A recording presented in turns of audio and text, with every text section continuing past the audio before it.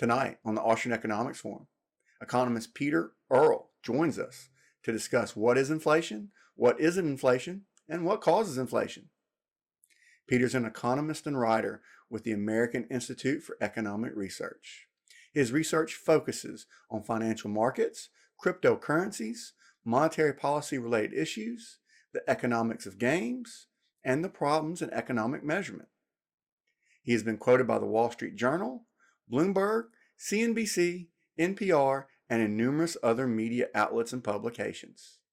He has spent over 20 years as a trader and analyst at a number of securities firms and hedge funds in New York City. Pete holds a master's in applied economics from American University, an MBA in finance, and a bachelor's of science in engineering from the United States Military Academy at West Point. Well, Pete, thanks for being on the Austrian Economics Forum today. Thanks for having me.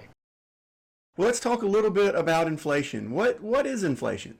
So when we talk about inflation, we're talking about the expansion in the monetary policy that leads to persistent and widespread changes in prices, in the general price level. All right, so most people know inflation as the long-term increase of prices, but Ludwig von Mises says that this is the side effect of actual inflation. So in modern economics, we've come up with these two terms to try to differentiate it and clear up some of the confusion, and that is monetary inflation versus price inflation. And we've got a great quote here from Ludwig von Mises. He says, "Inflation, as this term was always used everywhere and especially in this country, means an increase in the quantity of money and the banknotes in circulation and the quantity of bank deposits subject to the check.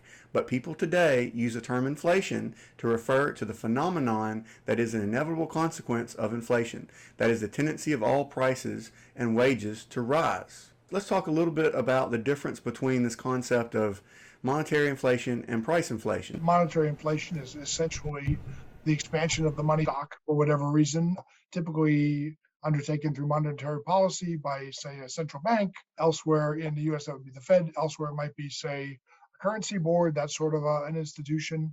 And price inflation is what happens when you have more and more money chasing the same amount of goods and services. I like to think of it as, say, more money trying to squeeze into the same number of goods and services, like prices being bid up. What happens is you have widespread rises in price. You have an increase in the general price level, as opposed to increases in prices of, say, one or two goods, which is called relative price changes. So in the market, we've got these price changes, and we know this classical, what they call gang sign, supply and demand curve. Economists talk about this point of equilibrium where supply and demand meet, and you've got this exchange, and you've got this price signal in the market. And as we know, demand ebbs and flows, and supply ebbs and flows. And so if there's a shock to the demand or a shock to the supply, then of course it changes that point of equilibrium and the price goes up. We've seen it when prices go up when there's a shortage. It's a natural phenomenon. But the market always adjusts to this over the long term. Demand and supply shocks that are by natural causes end up being resolved by the market in equilibrium, because as the price goes up, then demand goes down or supply increases. And so historically, that's attributed to the same outcome as inflation, as Ludwig von Mises said, but it's not the same thing. So tell us a little bit about what inflation isn't. What isn't inflation is when you have, for example, a shortage in a good and people trying to buy that good and the price rises. And the price rising is sort of a natural form or a spontaneously organized form of rationing, whereby as the price goes up, two things happen. First of all, entrepreneurs have an incentive to bring more goods to that market and capture those higher profit margins, which means prices will decline. And also individuals who purchase that good, some of them who really want it will probably continue to buy them at higher prices. That has to do with the elasticity of the good, but some will turn to substitutes. So for example, let's say I wanted to buy Coca-Cola, price of Coca-Cola is rising, the price of Pepsi isn't, I might shift towards Pepsi because that's a close substitute. Otherwise, I might just not buy it at all. And the same thing happens in the other direction. When prices fall, it signals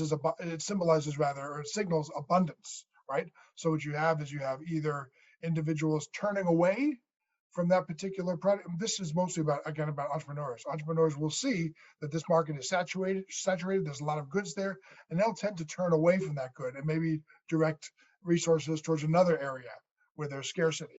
Yeah, and so the market kind of self-regulates in that fashion. And one of the things that we've seen talked about recently by Robert Reich in particular is this concept that people are just greedy, and all these prices are going up because people are more greedy.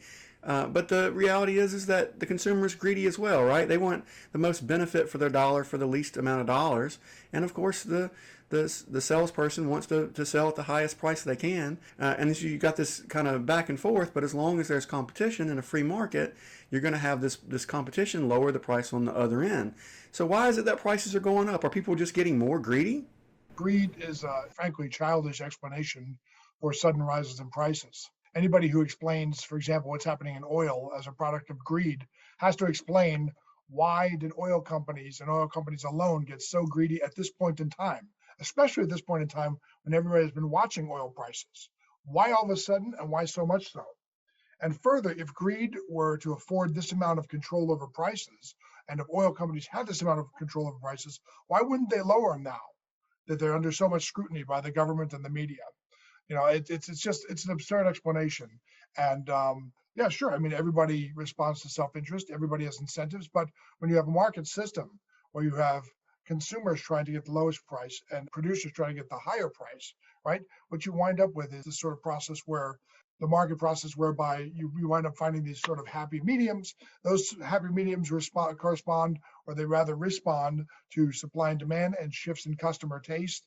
And nobody really has the upper hand at any given time. Yeah, so supply and demand are going to ebb and flow as market forces, and so prices are going to ebb and flow as well. But greed is pretty universal. All the market players are out there in their own self-interest, and it's that voluntary exchange to a mutual benefit that results in the market price. And so now that we know a little bit about what isn't inflation, let's talk about the actual cause of inflation. Friedman said, and I think he put it pretty well, it's pretty concise. Inflation is always and everywhere a monetary phenomenon, right? He was talking about price inflation being caused by monetary inflation. So the fundamental cause of price inflation is the expansion of the money supply, which is to say an increase in the quantity of money. When that happens, we wind up with more money chasing the same number of goods and services, and that's what eventually causes a rise in the general price level. When you see a single price or a few prices in the entire economy rising, typically elsewhere there will be prices falling. But when you have the amount of money increasing, you're going to see the prices of most things, probably all of them, rising over time, maybe at different rates. And that has to do with where the money enters the economy and what we would call injection or Cantillon effects. But you're going to see increases in the general price level. And that's certainly what we've seen throughout the second half of 2020, the entirety of 2021, and so far in 2020. Yeah, so the example I give is with Monopoly, right? So we're all sitting around Monopoly and we're all playing, and we've all got the money, and the bank's got money, and the money supply's fixed. But if we go get another set of Monopoly and double the money, well, now all of a sudden the prices around the board are naturally going to go up because somebody in the game has more money. And so as the money supply goes up, of course, that's going to eventually affect the price of those goods and services in the market. And as you mentioned, and we've talked about on the show before, the Cantillon effect says that the first person to get that money is going to have the most benefit as it starts to dilute and move around the board. Absolutely.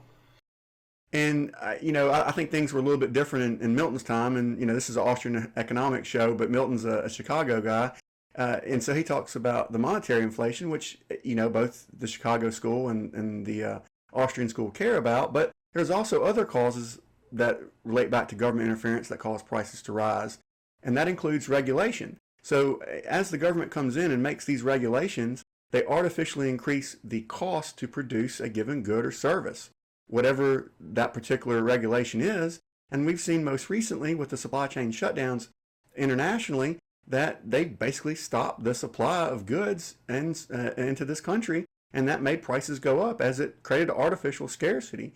So would you say it's fair to say that almost all long-term inflation, monetary or price, is caused by government intervention? Absolutely. Yeah. I mean, we had not only did we have the massive expansionary monetary policy undertaken initially in March or April of 2020, but continued throughout then, but we also had lockdowns and shutdowns, which essentially shut some industries down. And of course, the one of the problems with bureaucrats and politicians is they view the economy as akin to, say, a light switch. You can turn it off, and then turn it back on again. And that's absolutely not how the economy works. They have these mechanistic rather than organic conceptions of the way economies work. So when you shut down, all these businesses and you shut down transportation and all these other things, some of them took a while to get up and running again. And by then there were backlogs, there were inefficiencies. You have the loss of sometimes critical knowledge by people who are put out of work, and all of that results in less efficient use of resources, lower productivity, and lots more money chasing those scarcer goods. So it's a whole sort of awful cocktail, bartender of which, if you want me to torture the analogy, is government policy on many levels. Yeah. So in the words of Elon Musk, if we don't make stuff, there won't be stuff, right? And so now you've had this government expansion of the monetary supply at the same time at which there was a big demand from consumers that were at home, and they switched from the mostly service-based economy to goods at the same time that the goods were suppressed, and so you had a demand shock at the same time you had a supply shock at the same time you had monetary inflation as monetary supply increased. And the Federal Reserve's M2 chart, and we'll bring it up in a second, shows clearly that in March of 2020, the M2 money supply went up drastically. So we went from 4 trillion to 20 trillion, a massive increase in the money supply. And as the money makes its way around in circulation, that's going to naturally drive prices up. I have different M2 numbers, but maybe if we use the year-over-year numbers, we can make a similar sort of observation about how profound the increase in the money supply was. From about 2013, which is really where the Great Recession ended, to 2020, the average annual increase in the M2 was about between 5.5% and 6% per year. From 2020 to 2021, the increase was 17.8%. And at one point, it was as high year over year by month, 27%. That's an incredibly rapid increase in the money supply. Now, this year, even as the money supply started to fall, the rate has decreased to about 11.5%, 12%. Well, it decreased from 11.5%, 12% in January to 8% in April. But as I mentioned, from 2013 to the start of 2020, the rate was about 6%. So we're still talking about a rate of creation of money that's about 30% higher than it was from 2.5 years ago, for many years before that. So yes, it's been a breakneck increase in the expansion of the money supply. And of course, there's going to be consequences to that. And something we didn't mention before is not only, of course, and you're right, not only did we have this increase in the money supply, and we have people sitting home, and we have this huge drop in production, but we also had these direct these direct mailings of money, these stimuli that sent money directly to people. We were basically begging them to consume, and consume they did. We're still way behind. No matter how the Biden administration changes the convention by which ships are counted and blaming Putin and all that stuff, we are living with the effects, really grossly expansionary fiscal and monetary policy regime throughout 2020 and continuing to 2021, and even to some extent to right now. Yeah, and I think it's going to be interesting to see how the world deals with that, because as you know, as the reserve currency of the world, the dollar virtually exports a lot of the inflation, and so the fact that we're seeing it now and the rest of the world is seeing it even worse just doesn't bode well. But we've seen the politics played. We've seen Robert Wright come out and say that this is just a part of greed. And we've seen other politicians say that, and then now the current administration seems to indicate this is Putin's price hike and that Putin's responsible. So let's talk a little bit about gas and oil specifically, and the narrative that hey, the war in Russia caused these the war between Russia and the Ukraine caused these shutdowns in oil and these embargoes, and now we're missing 3 million barrels a day of oil from the global market, and that's why gas prices are up. What do you say about that? I have a lot to say about that. So First of all, by any number of measures, we measure inflation really three major ways: GDP deflator, personal consumption expenditure price index, and CPI. By any number of measures, prices began rising above trend in 2021, which is a year before the Ukrainian invasion began. There was a pretty steep climb in the general price level starting in March 2021, and then a second one in September 2021. And that's still 6 months before the war broke out in Europe. WTI, which is West Texas Intermediate, it's one of the two major forms of oil, right, was about $48 a barrel in January 2021, and it had doubled to $95 a barrel by February 22. Now, when the war started in February of 2022, the price of oil jumped up to say $120, $125 a barrel. But since then, it came back down. It's still hovering between 100 and say $110 a barrel, which means that basically we're still on trend. We just had a spike in there. And what that tells me is that that spike was a relative price change. That was a shock, both in terms of the scarcity of oil briefly, and also people really trying to get into it, trying to get all the oil that they could before, say, scarcity. There's uncertainty if scarcity was to get worse and all that thing. But now we're below that. We're still on trend for inflation. So that I think pretty much dispels this notion that Putin had anything to do with it. But even if people didn't want to believe that, I mean, to believe that Putin causes inflation, they would have to answer a few questions. Like, for example, how did Russian missiles striking Kiev in March 2022 send the prices of uncooked beef up 22% between January and December of 2021? And how did fighting in the Donetsk region in April 2022 drive up prices of rental cars by 29% in 2021? And a third one I always like to say, is that veterinary care. I mean, veterinary care is as far flung as you could from what's happening in Ukraine. That was up 8% last year. None of these things can be explained by what Putin did. Now, you can blame a very brief spike between, say, late February, early March, but the price is back down to where it was beforehand, and we still have sort of this uptrend in inflation. So those are the major arguments you can make. But there's also arguments about the structure of the oil industry. And if we go back to, say, March and April of 2022, in April of 2022, we had a situation where demand for gasoline completely dried up.